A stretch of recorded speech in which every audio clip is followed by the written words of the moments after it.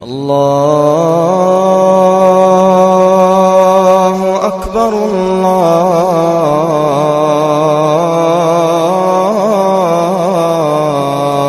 اکبر اللہ اکبر کلا اذا بلغت التراکی۔ یہ تو قیامت کا منظر ہے نا، قیامت سے قبل بھی ایک منظر ہے، اللہ اس منظر کو بھی بیان کرے۔ کلا اذا بلغت التراکی، ہاں ہاں جب جان گلے کو پہنچ جائے گی۔ اے انسان تیرے اوپر وہ گھڑی بھی آنے والی ہے، وہ وقت بھی آنے والا ہے جب سانس اس ہنسلی میں اٹک جائے گا، جب سینے سے بھی سانس اوپر چلی گئی، اب ڈاکٹر بھی لا علاج قرار دے رہے ہیں کہ اب علاج نہیں رہا ہے، جان بس اب نکلنا چاہ رہی ہے، اور کہا جائے گا کوئی جھاڑ پھونک والا بلاؤ۔ اب ڈاکٹروں نے تو جواب دے دیا، اب سانس اٹک گئی گلے میں، چند لمحوں کی مہمان ہے۔ اب ڈاکٹروں نے کہا اب ہماری جانب سے لا علاج ہو گیا، اب لے جاؤ اس کو گھر یا وینٹیلیٹر پہ ڈال دیتے ہیں اس کو، بس اب ہماری جانب سے کوئی اس کا علاج نہیں ہے۔ اب گھر والے روتے ہیں، کہتے ہیں کوئی جھاڑ پھونک والا لاؤ، کوئی دم والا لاؤ، شاید وہ کوئی دم کرے تو اس کی جان میں جان آ جائے۔ ڈاکٹروں نے تو لا علاج قرار دے دیا۔ وَظَنَّ عَنَّهُ الْفِرَاقِ، اللہ فرماتا ہے یہ تو جھاڑ پھونک والے کو ڈھونڈ رہے ہیں، لیکن جس کی سانس یہاں اٹکی ہے وہ سمجھ گیا ہے اب موت آ گئی ہے، اس کو یقین ہو گیا ہے کہ اب موت کے لمحے آ گئے ہیں، اب میں بچ نہیں پاؤں گا۔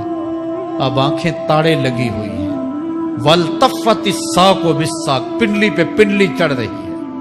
جب موت آ جاتی ہے تو پھر پنڈلی سے پنڈلی لپٹ جاتی ہے، اس کو پھر جدا کرتے ہیں اور جدا کر کے دونوں انگوٹھے باندھ دیتے ہیں تاکہ پنڈلی کے اوپر پنڈلی نہ چڑھے۔ اللہ وہ منظر بیان کرتا ہے، صاحب یہ وقت آنے والا ہے جب دونوں انگوٹھے باندھ دیے جائیں گے، جب ناک میں روئی ٹھونس دی جائے گی، جب چٹے لباس میں کفن دیا جائے گا، جب غسال کے سامنے بے بس پڑے ہوں گے، وہ چاہے یہ بازو اٹھائے چاہے یہ بازو اٹھائے، گرم پانی ڈالے یا سرد پانی ڈالے، جب بس پڑے ہوئے ہوں گے جو ہے وہ غسل دینے والوں کے، اور ناک میں روئی ہوگی اور دونوں انگوٹھے آپس میں بندھے ہوں گے، یہ محل، یہ ماڑی، یہ کوٹھیاں، یہ بنگلے جس کو سویر شام لگ کے حلال حرام کی تمیز کیے بغیر بنایا تھا، غوث اعظم رضی اللہ تعالیٰ عنہ بولے مکان بنا رہا ہے، بسیں گے اور حساب تو جا کے دے گا، اور یہ تو ایک رات بھی تجھے اس گھر کے اندر نہیں رکھیں گے کہ چلو ایک رات مہمان رکھ لیں۔ کہتے ہیں نہیں نہیں، مہمانوں نے بھی جانا ہے تو جلدی کرو، اس کو سپرد کراؤ، وہ تو تیرا لباس بھی پھاڑ کے اتاریں گے، خود غسل دینے کے لیے تیار بھی نہیں ہے، تجھ سے خوف آنے لگا ہے، جاندی واری ڈرونا بنے ہوتے، ہاتھ نہ لاندے ڈر دے، جنہ لئی تو پاپ کمائے اج کتھے نہیں تیرے کر دے۔ آج تو وہ تیرے ساتھ تجھے غسل دینے کے لیے آمادہ نہیں ہے۔ وَالْتَفَّتِ السَّاقُ بِالسَّاقِ، جب پنڈلی پہ پنڈلی چڑھنے لگ جائے گی، إِلَىٰ رَبِّكَ يَوْمَئِذٍ الْمَسَاقُ، اس دن تیرے رب کی طرف ہی لوٹ کے جانا ہے۔ فَلَا صَدَّقَ وَلَا صَلَّىٰ، اس نے نہ تو سچ مانا اور نہ نماز پڑھی، وَلَٰكِنْ كَذَّبَ وَتَوَلَّىٰ، ہاں جھٹلایا اور منہ پھیر کے چل پڑا۔ ثُمَّ ذَهَبَ إِلَىٰ أَهْلِهِ يَتَمَطَّىٰ، پھر اپنے گھر کو اکڑتا ہوا چلا۔ اولا لک فاولا ثم اولا لک فاولا، تیری خرابی آ پہنچی، ہاں تیری خرابی آ پہنچی۔ ایحسب الانسان ان یترک سدی، انسان دنیا میں یہ گمان کرتا ہے اس کو سدا چھوڑ دیا جائے گا۔ سدا عربی میں ایسے اونٹ کو کہتے ہیں جس کی مہار کسی کے ہاتھ میں نہ ہو، شترے بے مہار، جہاں مرضی جس گھاٹ سے چاہے پانی پیے، جہاں سے مرضی چارہ لے، تو شترے بے مہار کو کہتے ہیں سدا۔ تو یہ انسان بھی گمان کرتا ہے کہ میں بھی سدا ہوں، مجھے کوئی کیوں پوچھے، میرے جذبات پہ کوئی کیوں قدغن لگائے، مجھے کیوں روکے کوئی۔ بالخصوص جوانی کے ایام کے اندر جوان کو بڑا ہوتا ہے کہ کوئی مجھے کیوں، وہ تو ماں باپ کے کہنے میں بھی نہیں آنا چاہتا، وہ کہتا ہے کیوں مجھے روکتے ہیں، میری جوانی ہے، میرے جذبات ہیں، مجھے آزادی سے جینے دو، کیوں میرے راستے میں رکاوٹ بنتے ہو، میں سدا ہوں۔ اللہ فرماتا ہے نہیں، ایک اونٹ تو سدا ہو سکتا ہے، جس کو میں نے اشرف المخلوقات بنایا ہے اس کو تو سدا نہیں چھوڑوں گا۔ کہا اب غور کر، اب تیری آنکھیں دیکھتی ہیں، بجلیاں چمکتی ہیں، تیری زبان کا طوطی بولتا ہے، لوگ اشش کرتے ہیں تیری گفتگو پہ، تیری گفتار پہ صدقے جاتے ہیں، تیرے لہجے کے جمال کو دیکھتے ہیں۔ تجھے دماغ کی قوتیں کس نے دی؟ زبان کو بولنا کس نے سکھایا؟ آنکھوں میں توانائیاں کس نے رکھی؟ تیری زبان کا طوطی بولتا ہے، یہ سلیقے کس نے دیے؟ پھر اللہ فرمایا، کتنا زوردار بیان ہے، الیسا کو جوڑ کے دوبارہ انسان نہیں بنا سکتا؟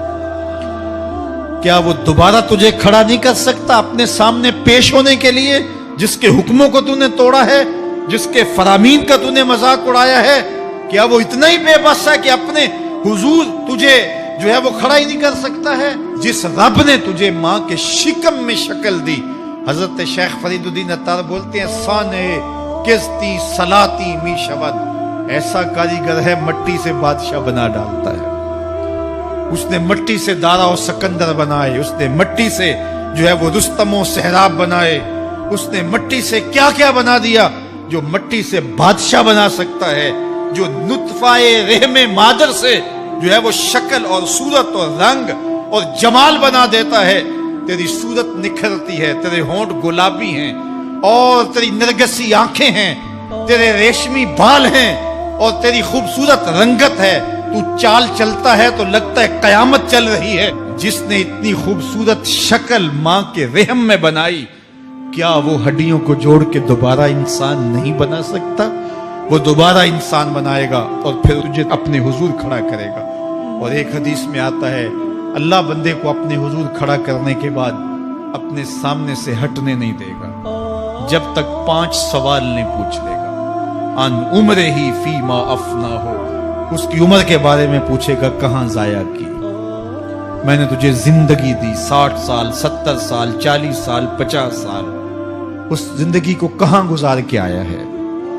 ان شبابہ فیما ابلا ہو، اس کی جوانی کے بارے میں پوچھا جائے گا، جوانی کہاں گزار کے آیا ہے؟ مجنوں تو نہیں بنا رہا، خواہشات کا اسیر تو نہیں ہو گیا، دیوانوں کی طرح زندگی تو نہیں گزار کے آ گیا؟ تیری جوانی کسی چوک میں تو نہیں گزری، تیری جوانی آوارگی میں تو نہیں گزری، تیری زندگی گزری کہاں ہے؟ تیری جوانی گزری کہاں ہے؟ اگر کوئی جواب نہ ہوا تو پھر کیا جواب دے گا؟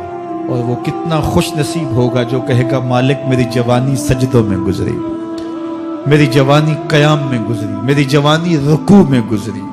میرے حضور فرماتے ہیں، سبعۃ یظلھم اللہ فی ظلہ یوم لا ظل الا ظلہ، 7 اشخاص ایسے ہیں قیامت کے دن جب کوئی سایہ نہیں ہوگا، اللہ ان 7 کو اپنے عرش کا سایہ دے گا۔ ان میں سے دوسرا شخص میرے حضور نے بیان فرمایا، وشاب نشأ فی عبادت اللہ، وہ جوان جس کی جوانی اللہ کی عبادت میں گزری۔ جوانوں، اپنی زندگی کو مالک کی دہلیز پہ لے آؤ۔ جوانی وہی ہے جو مالک کی چوکھٹ پہ گزرے۔ اپنے دل کا تعلق جوڑو، عشق کرنا ہے تو پھر آمنہ کے لال سے کرو، محبت کا رشتہ ان سے جوڑو، تعلق کا ربط ان سے قائم کرو، جوانی کو دین کی راہ پہ ڈالو۔ اللہ اکبر، سنو میرے حضور کا فرمان، انا حبیب اللہ، میں اللہ کا حبیب ہوں۔ پھر فرمایا، الشاب التائب حبیب اللہ، جو جوان جوانی میں توبہ کرے وہ بھی اللہ کا حبیب ہے۔ آؤ اللہ کے حبیب بن جاؤ، اللہ کے حبیب بن جاؤ، اللہ کے حبیب بن جاؤ، اللہ کے محبوب بن جاؤ۔ لیلۃ القدر کی گھڑیاں ہیں، رات کا پچھلا پہر ہے، اللہ کے حضور یہ عہد کر کے اٹھو، مالک جو زندگی گزر گئی، آئندہ جوانی کا ایک ایک لمحہ تیرے لیے گزرے گا، جیوں گا تو تیرے لیے، مروں گا تو تیرے لیے۔ میری ایک ایک سانس تیرے نام وقف ہوئی، میری زندگی کی ایک ایک ساتھ تیرے نام وقف ہوئی، میں اپنا سب کچھ تیرے لیے پیش کرتا ہوں۔ میری زندگی کا مالک بھی تو ہے، میری موت و حیات کا خالق اور مالک بھی تو ہے، یہ زندگی تو نے دی، تیری امانت ہے، تیرے حضور ہی پیش کرتا ہوں۔ اور لیلۃ القدر کی گھڑیوں میں اس عزم کے ساتھ گھروں کو لوٹو کہ اللہ میری زندگی کا ایک ایک لمحہ تیرے نام ہوا، آنے والے موسم تیرے نام ہوئے، میری جوانی تیرے نام ہوئی، میرے آنسو تیرے نام ہوئے، میری پیشانی تیرے نام ہوئی، میرے دل کی دھڑکن تیرے نام ہوئی، میری صلاحیتیں تیرے نام ہوئی، میری زبان بولے گی تو تیری تسبیح بولے گی، تیرے ذکر کے ترانے پڑے گی، میرے کان سنیں گے تو قرآن کے نغمے سنیں گے، میری آنکھیں دیکھیں گی تو مالک تیری قدرت کی نشانیاں دیکھیں گی، تیرے رسول کا روضہ دیکھیں گی، تیرا کعبہ دیکھیں گی۔ مالک میری زبان سچائی کے نور سے مالا مال ہوگی اور میں ساری زندگی تیرے نام کرتا ہوں۔ اور جب آپ اپنی ساری زندگی اللہ کے نام کر دیں گے تو پھر وہ پوری کائنات تمہارے نام کر دے گا۔ کی محمد سے وفا تو نے تو ہم تیرے ہیں، یہ جہاں چیز ہے کیا، لوح و قلم تیرے ہیں۔